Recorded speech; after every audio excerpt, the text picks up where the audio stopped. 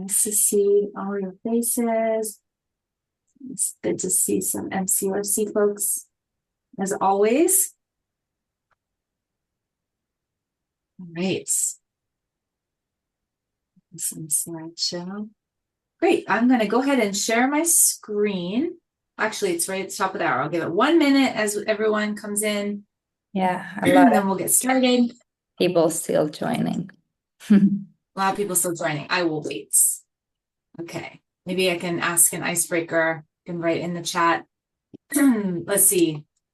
Best thing you've eaten recently? Something great that's, indicative of late fall where you live. I should think of this. I have a very prolific apple tree that's also a little early, so I've been picking a ton of apples. And if you have any ideas of what to do with tons of apples, please send them my way. Apart from freezing them and making applesauce and apple pie, I'm all ears. Okay. Okay, great. Some good ideas coming in. Yum, honeycrisp apples. Mushroom lasagna, delicious. Okay, great. See, I love working with all the food folks. It's always great ideas here. We'll let these ideas continue. I'm going to go ahead and share my screen. For those of you who don't know me, I'm Abby Fairmartino. I'm the Director of Health and Sustainability Programs and Research for the CIA. And I serve as co-director of MCURC.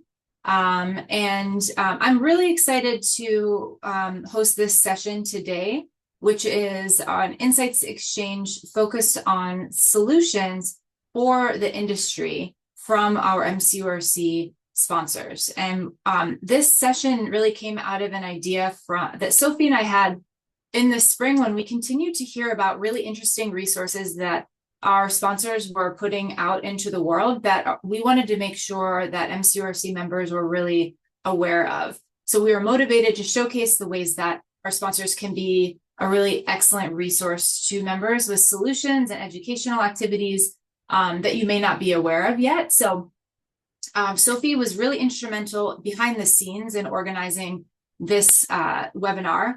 And she is unfortunately double booked for what was a pre-existing board meeting. So I'm representing as the host here on behalf of Sophie and I, but she's here in spirit. And we also had the help of organizing this agenda with Sienna on our sponsorship team, as well as Valentina here. So thank you both, as well as for your support in making this happen. So we're going to go ahead and get started. From an agenda perspective, this is our welcome. I'm going to give you just a couple of quick updates, and then we will have 4 presenters, and then we will leave time for Q&A at the end. So if you have thoughts while the presenters are leading their presentation, you can certainly write something in the chat so that it's top of mind. That's great. Some of which we may be able to respond to in the chat, but otherwise we'll open the floor at the end for questions. And this is a great way, as I'm saying, to learn about interesting and relevant solutions that are available to you from our sponsors. And this kind of learning can continue at the annual meeting. So we want to encourage you to, if you haven't already, please register for the annual meeting. It's October 15th and 16th with a really fun pre-tour planned for October 14th. I will be there. I can't wait to see many of you. And again, this, as I mentioned, the learning can continue in collaboration with the sponsors as we have our collaboration showcases where we talk about member and sponsor collaborations from the stage. And the Idea Hub is also a really excellent way to get to know more about how these organizations can support what you're doing. In addition to the annual meeting, let's see what we have next. I wanted just to call out our Worlds of Flavor Summit. So I know some of you have already attended. This is just just an exploration of culinary. It's a really fun event. It's full of really interesting demos and tasting experiences, and you have a code as a discount to register. So if you're not already registered, I believe, and maybe Valentina, you can drop that in the chat. I think MCURC members receive 15% off discounts to our CIA summit. So we can drop that in the chat. And we will also put in the chat our general engagement calendar so you can see what's coming up. Of course, we have the annual meeting, but there's a ton of virtual programming that we put together. And our engagement calendar runs from, if I'm remembering, August through July. So you'll see everything from now September through July, and then we will renew it.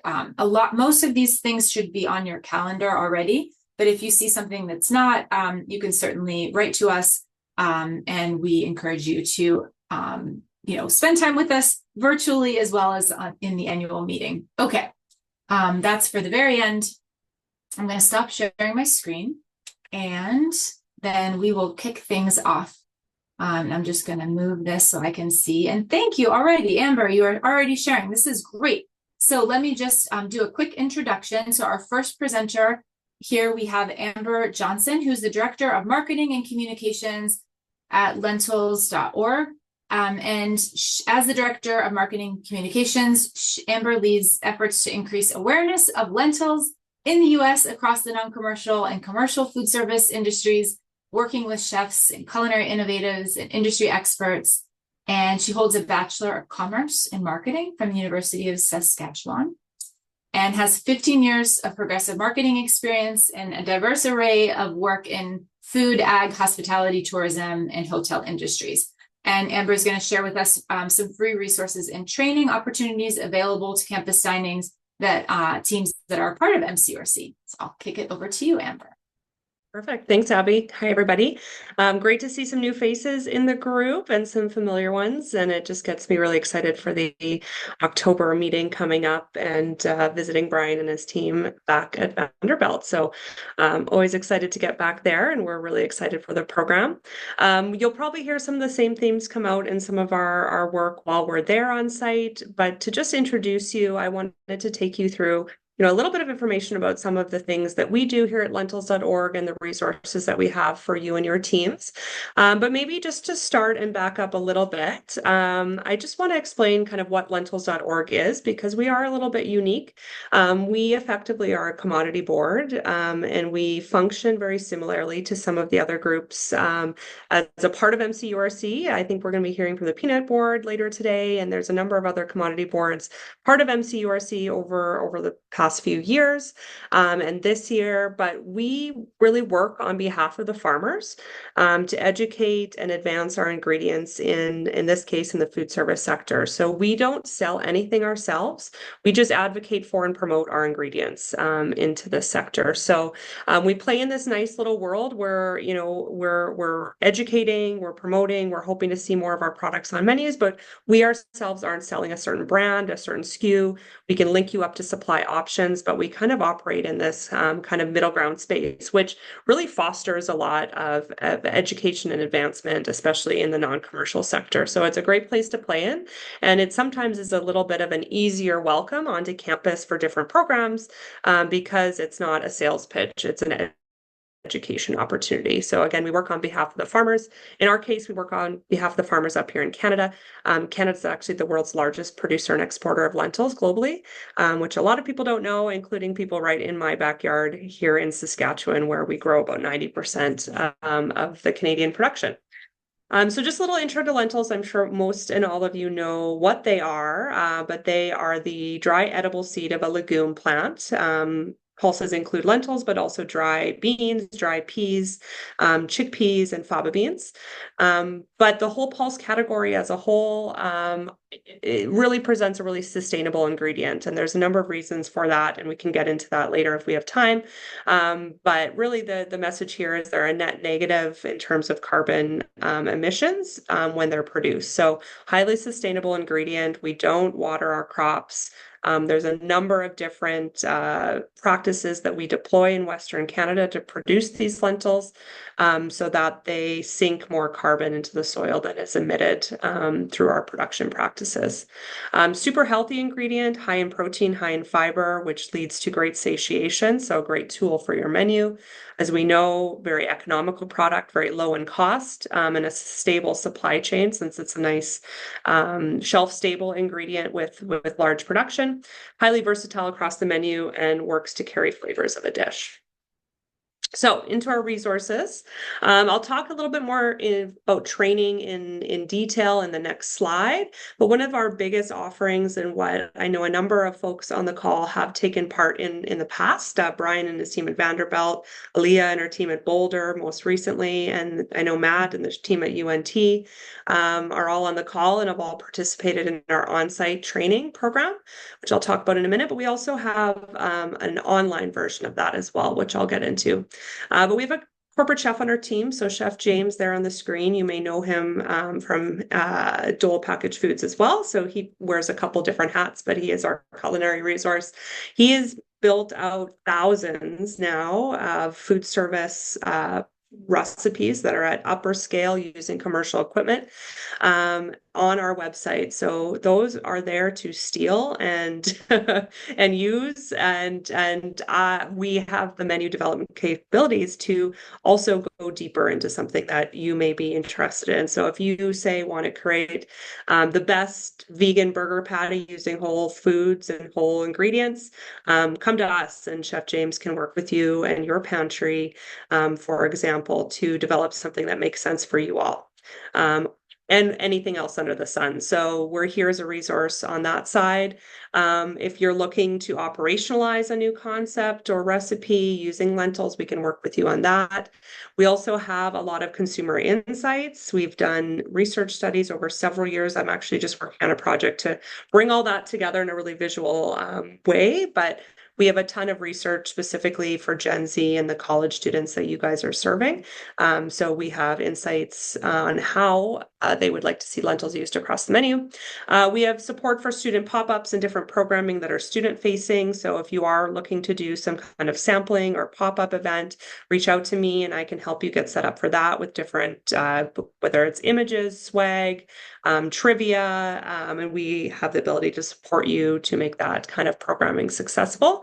And then we also have individuals and experts on our team that can speak to a number of different topics, whether that's agriculture and production, food, lentils specifically. We've got sustainability experts on our team, health and nutrition experts on our team, food science and R&D folks on our team brought more broadly. So if you are looking for a speaker or drill down information to pass along, whether it's into a class or a course or just information sharing with your audiences, we can help with that as well.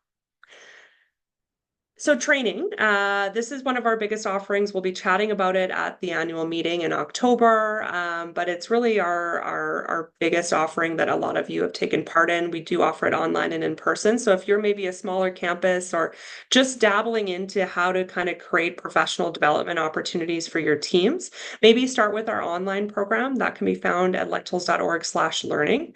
It is ACF accredited, so there are actually 9 continuing education hours available for that full program, which is a lot. And if you have ACF folks on your team, that's a big win for getting those continuing education hours in. But it's completely free. It's online. It's self-paced, so you can start and stop and come back to it, save your spot, and just dabble away at that program over time. Or if you're a larger team, we've got in-person options. So we can both, our team alone, come to your site and work with your team over about 2/3 of a day. 5 to 6 hours is kind of our sweet spot to do it right when students aren't on campus, or we can do kind of abbreviated versions if it's an in schedule timeline in the calendar. We've also done collaborative programs as well. So we have done programs where we've brought a number of different commodity boards together and offered that program in kind of a condensed way per ingredient, but it gets a little bit more exposure across different ingredients in one setting. And we'll often also bring in multiple campuses to those programs as well. So we just did a program at Harvard at the beginning of August, and we brought, I think, 6 or 7 different campuses together including the Google food team in the area as well. And 3 different commodity boards were present for that one. So really great collaboration both on the brand side, on the ingredient side, and the institutional side. So lots of different ways that we can tackle that one.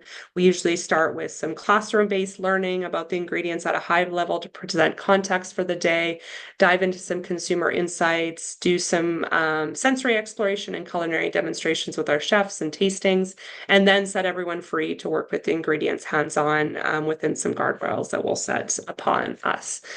So that's what the training looks like. Feel free to chat with some of our MCURC operator members who've participated in the past. This is a shot when we were in Boulder.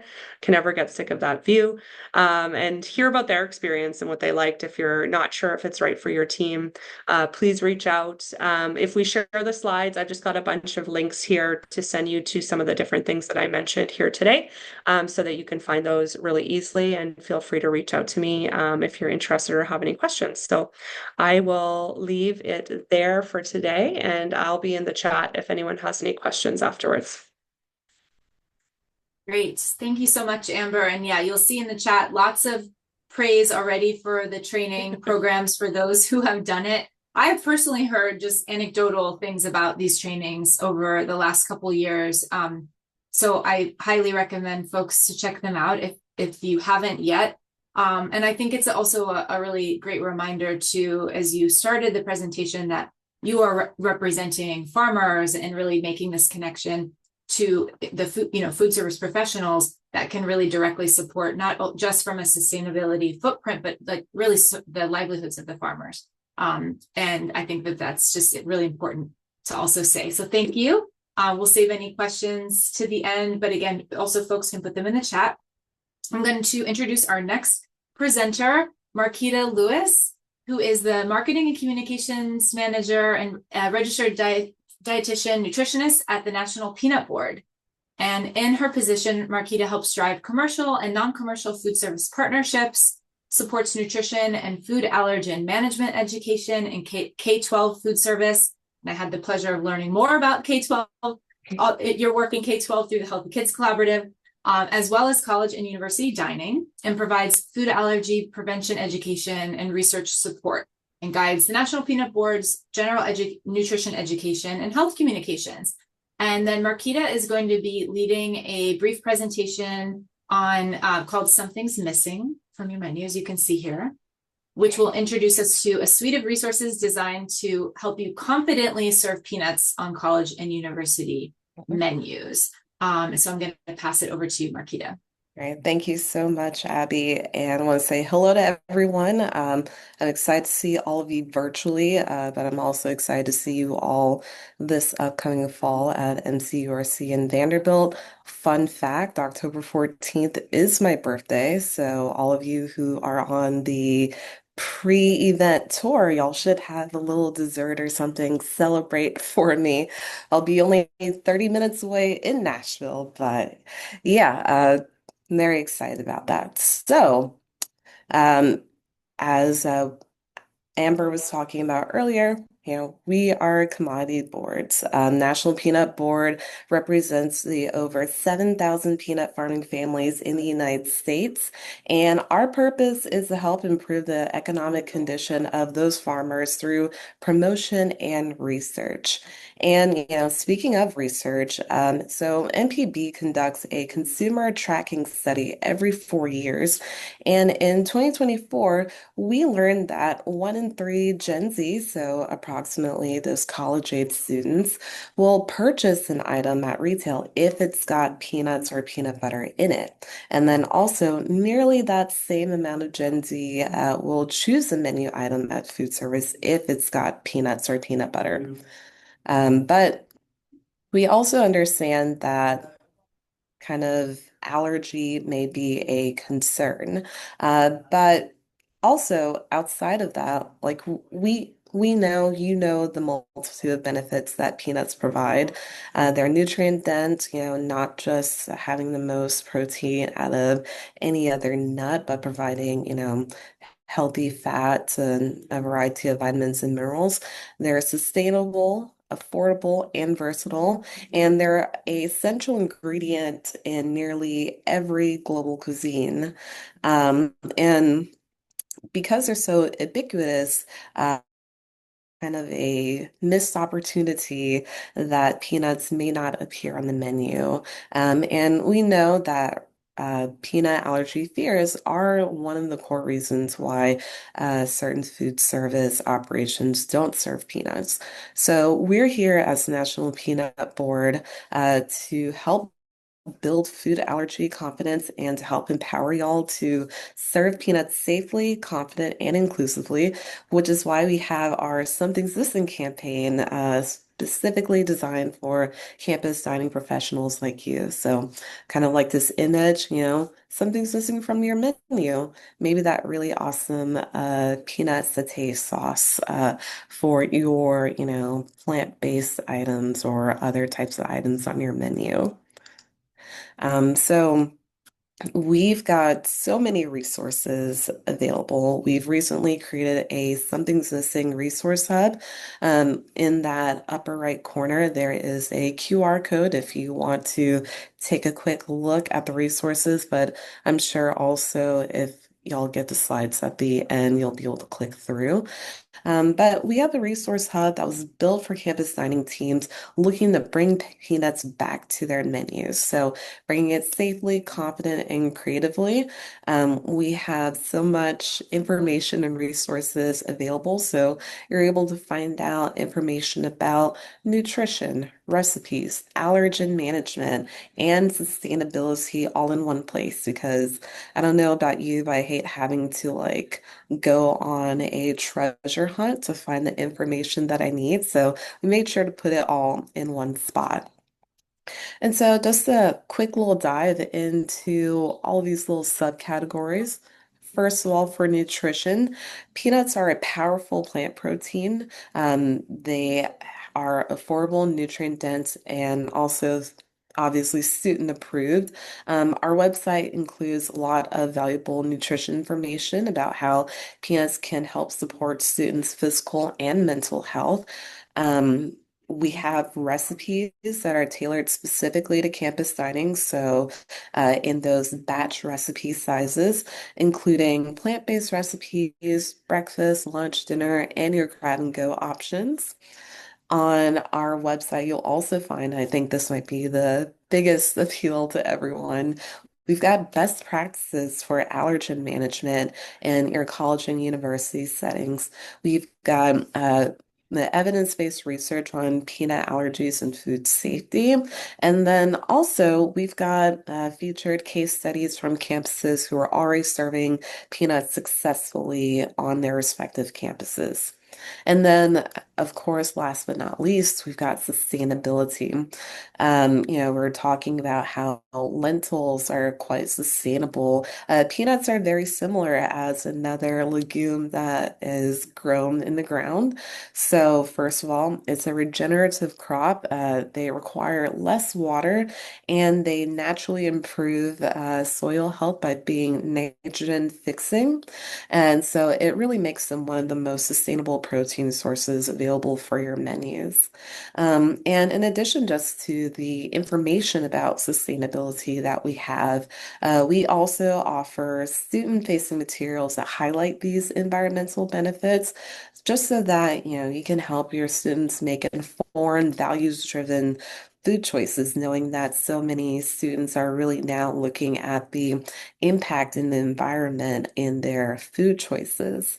And then, of course, if sustainability matters on your campus, and I have a feeling that it does because you're in MCURC, we're happy to help bring these stories to life in your dining halls in ways that are engaging, educational, and impactful. And I'll go into that a little bit more in a next slide.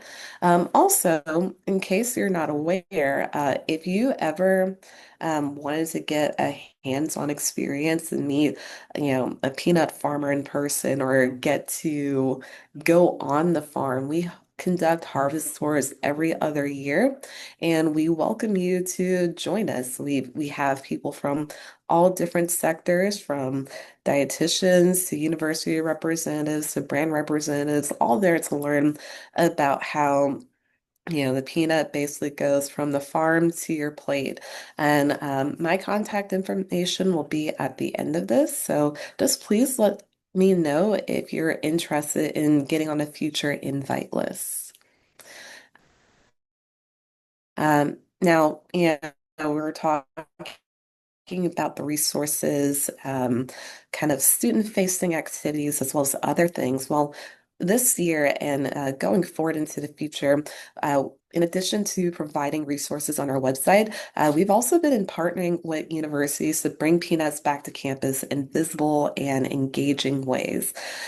So earlier in the spring, we had two really great events. At UMass Amherst, we teamed up with the dining team with their full Peanut Day activation. And so if you take a look at the images up top, we had an event with peanut forward menu items across multiple stations. We had a live food demo, and then we actually brought one of our farmers out so that you can ask a farmer about how peanuts are grown, harvested, and used in food service. And, speaking to the students and looking at their survey feedback, the combination of food, education, and interaction made it a powerful and memorable experience for the students. Similarly to University of Georgia, we kind of teamed up with them for their end of the year student appreciation event, and we highlighted peanuts in recipes, giveaways, as well as wellness managing. And these two different events just show how peanuts can be integrated into the dining halls in really fun and inventive ways, just so you can show kind of sustainability, nutrition, and culinary creativity. And then might not have time to get into this right now, but this fall we've got our Health Nut Club where we are activating across 6 different campuses around the country, and we have student ambassadors to kind of spread the message of peanuts and make it fun. And so, once again, if y'all are interested in doing something similar, we're here. And then I'll be quick and wrap things up because I believe I'm near time. But we just want to show you that we can help. Um, you know, we get that peanut allergies are scary, but blanket bans can, keep a nutritious, affordable, and high demand food off your menu. So through the Something's Missing campaign and all the resources that we have, we want you to be able to, communicate facts to key stakeholders in your operations, best practices, success stories, and recipe ideas. And we want to help you engage your students, whether it's about peanut nutrition or sustainability. And then lastly, really big things are coming soon in 2026. In collaboration with UMass Amherst, we're launching a new campus dining guide. It's going to include everything that your dining teams need to confidently serve peanuts, everything from globally inspired recipes, staff training with safe service protocols, event planning ideas, communication strategies for students and parents, and then just other ways that you can maximize peanuts in your other retail operations. And then we don't yet have continuing education, but that is something coming on the horizon. So keep your eye out for that. And then just real quick, my contact information for all your allergen and nutrition needs. And then Valerie Lay, she couldn't be on the call today, but she is our driving force behind partnerships. So if you email either one of us, we will get back to you and we'd be so happy to collaborate. And thank you for his time. Great. Thank you so much, Marquita.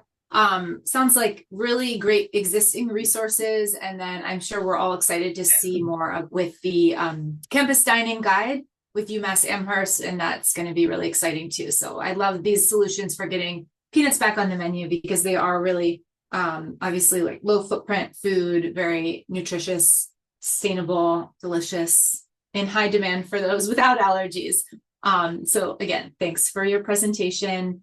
I'm going to now we'll switch gears, and our last two presentations are from research innovation affiliates who are folks who are have technology solutions for us. And so I'm really pleased to announce that we have a new research innovation affiliate who's signed on, which is Galley Solutions. And here we have Marcus Nucci, who's the Chief Product Officer at Galley Solutions, which is a food production CRP, which is a Culinary Resource Planning SaaS company. And so prior to joining Galley, Marcus served as CTO for one of Galley's largest contract dining customers. So he has firsthand experience with the challenge and opportunities of scaling food operations. With over 30 years of experience implementing and developing enterprise software systems, Marcus brings deep expertise in product strategy, technology, and operational transformation. Marcus is based in Charlottesville, Virginia, and he's passionate about leveraging data and technology to make food systems smarter, more efficient, and more sustainable. I've been really excited to learn more about Galley myself in the past month or 6 weeks. And so Marcus is going to share a presentation about modernizing campus dining and culinary resource planning to enable menu transparency, staff readiness, and waste reduction. So over to you, Marcus. Thank you, Abby. It's good to be here today. Thank you for having me. Again, my name is Marcus Nucci. I'm the Chief Product Officer here at Galley Solutions. And as Abby said, I formerly was a customer at a large contract dining company here on the East Coast. They serve about 40 boarding schools, day schools, colleges, and universities up and down the East Coast, as well as some B&I. So they have that perfect storm challenge of doing catering, all-you-can-eat dining, as well as kind of a la carte cafe-style dining using POSs. They implemented Galley about 7 years ago, and it transformed the way that they operated. One of the key aspects that they were looking for, due to the fact that their students, many of their students being younger and parents being concerned about allergens, real-time nutritional calculations was critical to the solution that they selected, being Galley. I've been with Galley about 3.5 years. When you look at what's going on in the industry in general, kitchen operations is like one of the last places that digital transformations have not taken place. We at Galley are focused on addressing a lot of the challenges across kitchen operations. And if you look at the evolving consumer preferences, specifically allergen awareness, nutritional information being readily available when you're consuming the food or planning to consume the food. And also, as some others have commented already today, knowing where the food comes from, knowing what the impact it's taking on the environment also plays into the data related to food in general. Rising operating costs across the board between costs of food and the costs of labor. So you're being forced to do more with less in a very challenging environment. And so here at Galley, we are applying technology to drive efficiencies, to drive nutritional awareness, and to empower more efficient kitchen operations overall. Again, low cost, low tech. It's surprising how many places still use pen and paper to manage the recipes, to do their scaling. We all know that we operate on very thin margins these days, so trying to produce quality food in these type operating models is very challenging. And unfortunately, we still have a very high waste that's coming out due to the challenges of knowing how much to prepare, how much to purchase, and at times over preparing. So being able to track all that efficiently within a platform is critical. I want to talk a little bit about the process from planning to execution. As I said, paper and pencil is surprisingly common still, and you'll often see people having standard recipe books in the back of house that are already pre-scaled to 1 size, 2 sizes, maybe 4 sizes, limiting your ability to really plan more efficiently to empower the proper purchasing, production, and then in the end consumption, so that you're decreasing waste overall. And with the additional challenges of trying to plan menus that have certain nutritional guidelines and ensure that you're not having certain ingredients that may not be promoted or demonstrated to the patron while they're being served, that's critical from a data point of view. And right now, I'm sure this will resonate with a lot of you.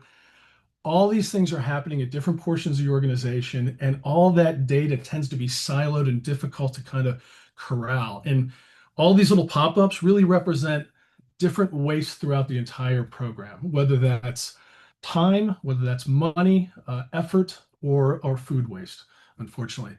So at Galley, what we're focused on doing is taking all of these challenges and putting them in one common food-centric data platform and empower you to properly plan your recipes, develop those recipes, meet the nutritional guidelines that you're looking for.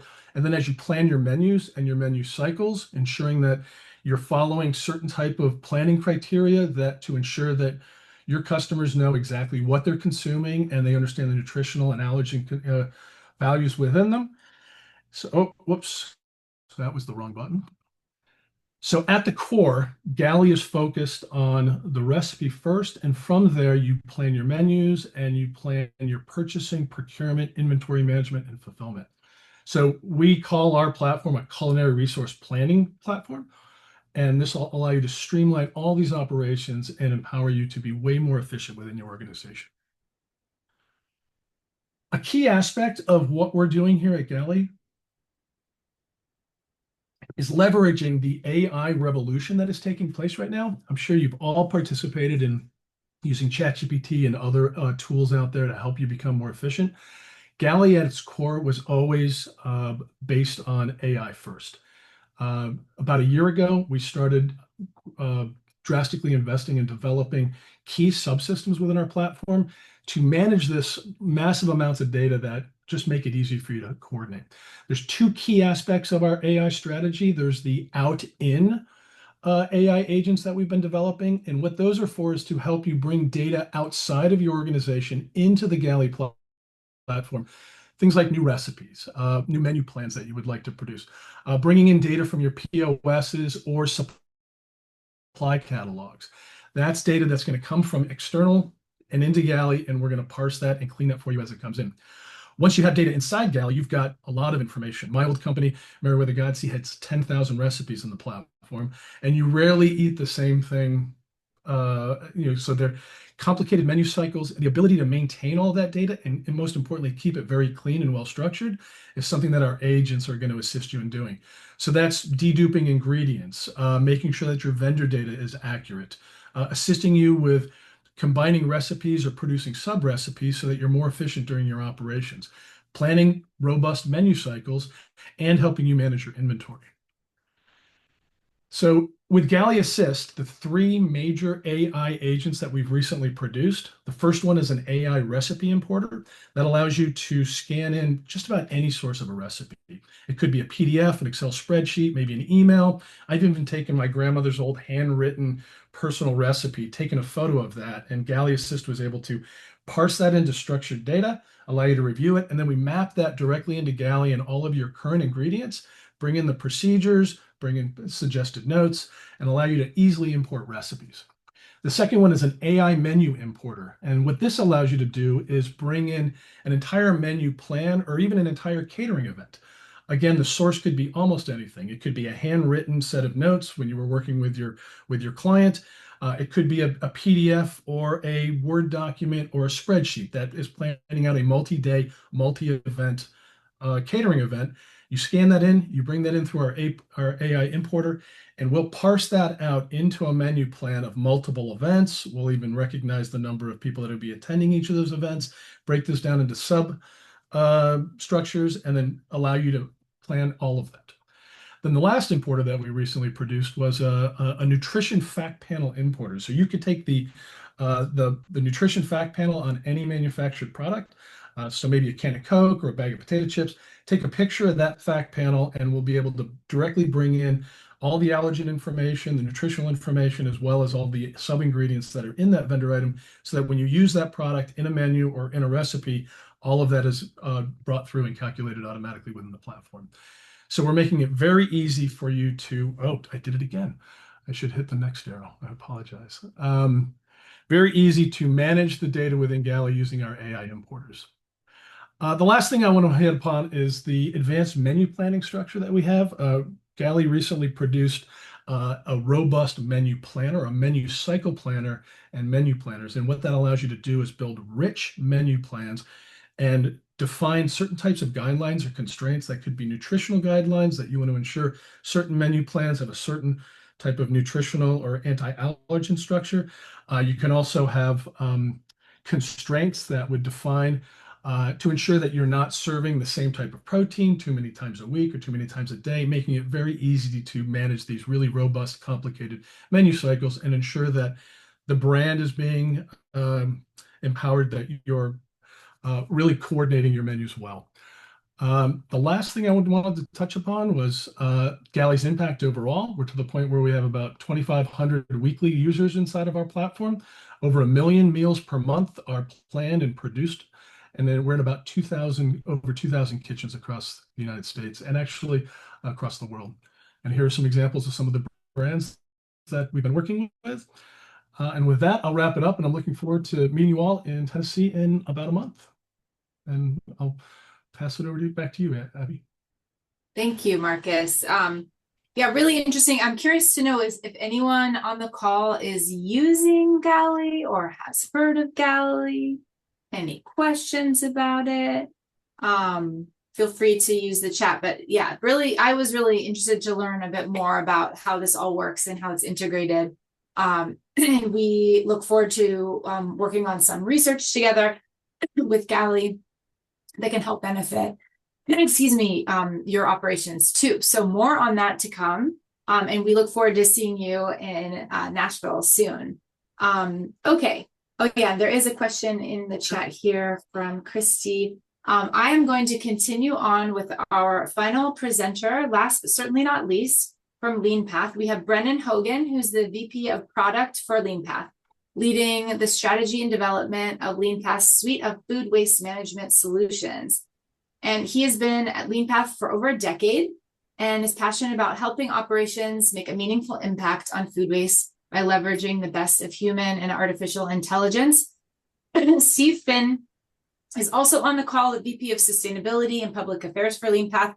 Many of you also know is also a faculty member at Penn and at BU on the academic side, where he teaches courses at the nexus of food, water, and energy, as well as leading change in sustainability. So Steve has been really instrumental in helping us get Leanpath involved and integrated, and we're excited to share our industry white paper that we've worked on a pilot project at the CIA campuses with Leanpath, and we'll share that more at the annual meeting. But without further ado, I'm going to pass it over to Brennan to share more about the insights from another Leanpath white paper on artificial intelligence in food waste management. Super. Thank you, Abby. Hopefully that screen share is coming through. Always happy to follow our friends at Galley, with whom we partner. Morning, everyone. I'm Brennan Hogan. I'm the VP of Product at Leanpath. I'm really excited to be here at the Insights Exchange and looking forward to spending a few minutes talking about our perspective on AI and food waste management in food service. As Abby mentioned, this is drawing from a white paper that we published that is available to download from our website. So if you want to go deeper, that's there, and we're happy to circulate that as well. So at Leanpath, our mission is to make food waste prevention and measurement everyday practice in the world's kitchens. And my focus today is going to be sharing how AI is helping to advance that mission, not as a futuristic concept, but as a practical tool that's already making a difference in kitchens around the world. So first off, why focus on food waste prevention? Our data, after doing this for over 20 years, is that about 10 to 15% of the food that's purchased in food service kitchens, inclusive of both kitchen waste and plate waste, ends up being wasted. So when that's wasted, that's not just the cost of the food itself that's lost, it's also the wasted labor in preparing the food, increased haulage fees because there's more being taken away from the operations, and of course the wasted environmental resources, both upstream as well as the emissions that occurred downstream. So there's an enormous opportunity here. And when we prevent that waste, we save on costs, we save on labor, and we make our operations overall more sustainable. So how have operations addressed the problem of food waste on the path to where we are today?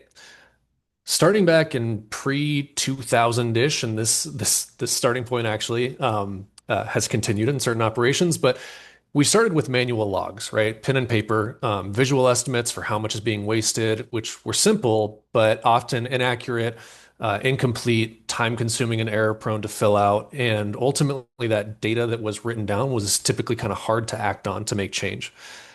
Then around early 2000s, digital scales emerged and basic software on the food waste prevention side. That gave us more accurate and more useful data, but analysis of that data and understanding what to do with it and how to make changes to prevent food waste was still very reactive. Chefs and managers had to comb through the data to make meaning from it. And I think we all know that's not what they prefer to be doing in their day-to-day, is looking at data like that. So then around 2010, more advanced software and analytics took us a step further, letting us start to understand patterns in wastage and trends over time and the opportunity areas, and start acting a little bit more proactively as we could make meaning from those historical trends. Now and into the future, AI is really taking us to the next level. It's going to allow us to provide those predictive, very context-aware, as well as real-time insights that are going to allow us to make changes to prevent food waste before it happens. And when we think about what those AI-assisted systems could look like and do look like in some capacity, we take an end-to-end approach to AI at Leanpath. We weave the technology throughout our solution to increase efficiency and to enhance operational decision-making. So the three core capabilities that we see making an impact are computer vision on the measurement side, which is to say when you're actually tracking the food waste and collecting that data, analytics to uncover those trends and patterns and what's going on in your operation on the waste side, and then things like generative AI via those large language models that are out there everywhere today to enhance that waste prevention decision making and get more predictive. Digging into each of those for a moment, starting on the measurement side with computer vision. The concept there is that computer vision combines sensors and software, things like cameras and other, temperature sensors potentially, to allow these AI-based food waste tracking systems to automatically capture some of this data that traditionally required manual input or writing it down in the case of pen and paper. So those are going to do things like automatically recognizing what the food is underneath the camera and then classifying it so that you don't need your operator to go up and tell us like, oh, that's a third pan of carrots. It's just going to know what that is, capture that data, and allow that person to move on. So by eliminating the need for the team member to make those selections and those characterizations, these AI-based systems can help speed up the tracking process and also improve the accuracy of the data that's being collected, because even though, we're very firmly in the age of digitization from the perspective of data collection here, there's still the potential for errors when a human is doing that classification and they have a million other things that they're responsible for and need to be thinking about. So faster, more accurate, and easier is the name of the game here on the computer vision for measurement side. Once you have that data, it's about connecting the dots between them. So our analytics then identify patterns in the data.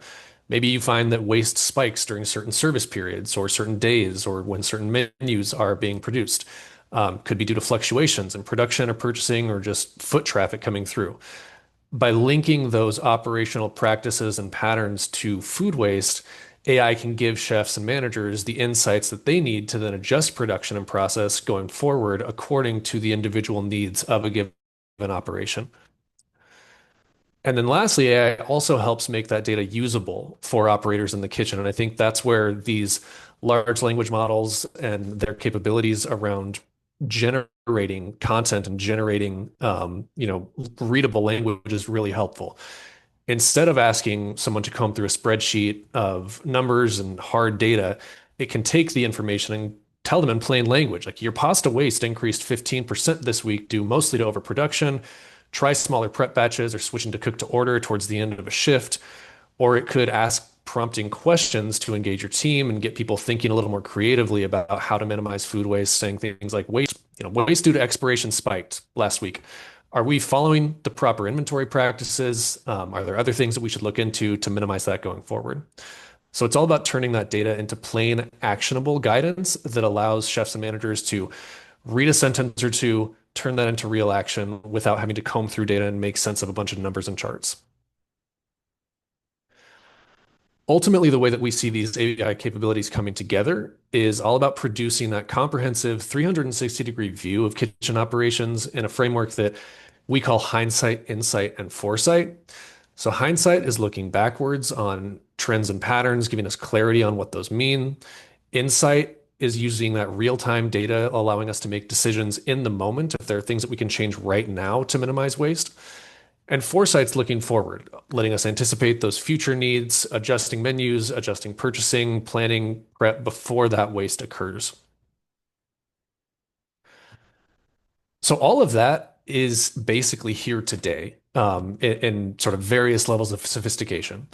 But we also are looking to the future and how might we continue to leverage AI and these emerging technologies to further advance the mission of preventing more food waste. One of the main ones that we see that we're interested in is what we're calling contextual insights. And those are going to do things like assess and consolidate information from multiple sources that are relevant to your kitchen. So if you think about, one element here is we could do things with the food waste data that we have and maybe some other operational data like guest count or food purchases. We could combine those to make meaning. If we could get data from other, whether they're IoT devices in a kitchen that are connected to the internet, other systems that are collecting data relevant to your kitchen, it gets really interesting. And we could generate things like, reducing your lasagna batch size by 15% could reduce your overproduction without risking shortages or running out based on the current demand patterns that we've seen based on foot traffic in your operation. Or prep waste seems to be spiking. You had a new prep cook who started last week based on your staff schedules that we see. Consider additional knife skills training for that person to improve your yield and reduce those trim wastes. So the goal here would be highly relevant, very kitchen specific to an operation, insights that help make targeted improvements to drive down waste over time. Breaking down the silos. I think a key foundational element of all this, especially for us at Leanpath, is that even though the role of AI is going to continue to grow, I think that there's a lot of momentum behind it, clearly. We see it as a partner and never as a replacement. So these emerging technologies like advanced computer vision that could introduce additional sensors to get more interesting data from the wasted food, other IoT connected equipment across kitchens and back office systems, predictive maintenance guidance for equipment, things like voice-enabled waste tracking to make it even easier to collect interesting and useful information about food waste. All those things are going to make it more seamless to collect data and act on it. But at the center of all of it are still going to be the culinarians, the chefs, their teams, the managers making the judgment calls that AI can't. So where does this leave us? We have 5 invitations for everyone today. 1, explore AI in your own operations. Think, it's clear that it's here to stay in some capacity. So making sure that we're understanding how we can leverage it and implement it in ways that are actually useful to our operations is really important. 2, we encourage you to engage with your peers in dialogues about sustainable practices, understand what others are doing, things that you might be able to take and implement in your own operation. 3, staying informed on how AI can help your operations as it continues to develop. 4, partnering with technology providers who understand the realities of kitchens and can provide tailored solutions and continue to support those over time. And then 5th, above all, just committing to continuous improvement. It's a journey. We're going to be on it for a while. It's not a one-time fix. So that continuous improvement is sort of the foundation here. So that's pretty much it for us. In the end, AI isn't going to solve food waste by itself, but paired with your expertise and your team's expertise, it can bring us a lot closer to zero waste kitchens. Thank you, and I will wrap it up there.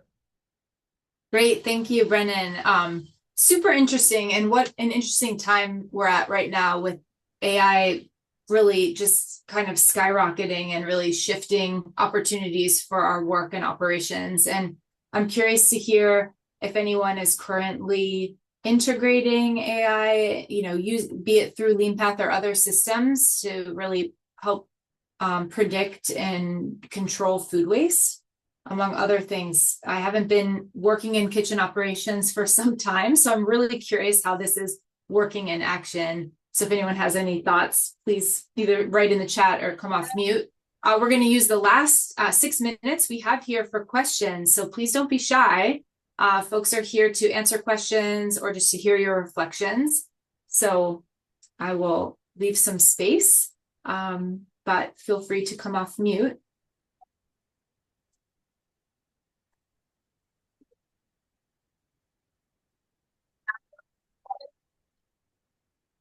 Great, and UCLA Dine is working with Winnow, right? Great, good to hear. I'm sure someone has a question. I should have come prepared with a question. Let me think quickly. Matt, talk about the project.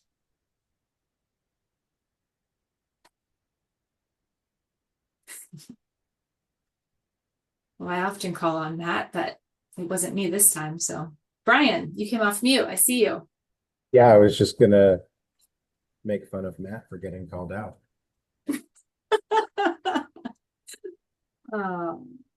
Okay. Go ahead, and Matt. there's- Talk about the project. Sure, I can talk about the project to fill some time before we all leave. But the Executive Chefs Committee is working on a project. It's a Menus of Change Trends project. In our last town hall, the trendsetters and trends came up in conversation, and Bradley Shannon had dropped the idea of us collaborating together for an MCURC collaboration day. So all colleges and universities would come together, and we would come up with some concepts. We're in talks with Data Central right now to come up with a trendy concept. So Executive Chefs Committee and Bradley, we've all kind of are looking at a bowl concept, because we know that that's trending in colleges and universities and with Gen Zers. So the Executive Chefs Committee are submitting ideas to have Data Central look at, and hopefully come up with a bowl concept that we can all put out for an MCURC collaboration day in the fall at some point, or in the spring, where all colleges and universities put it out on social media at the same time to kind of get it trending and really show what we're doing as part of MCURC and whatnot. So it's a bowl concept. It will be cuisine forward. So we're looking at Korean, Indian, or Mediterranean concept. We're looking to incorporate at least 3 menus of change principles in this concept. We want to use some repurposed ingredient in that concept as well. And of course, plan forward, we want to a composition of 70% plant-based and 30% animal-based. So we're looking at concepts from our Executive Chefs Committee to submit by Friday. So if you have executive chefs in your organization, please let them know that everybody has gotten an email from myself and Aaliyah. So please encourage them to kind of put out a concept to us, and we're hoping at the all-member meeting with Brian and his team to kind of unveil maybe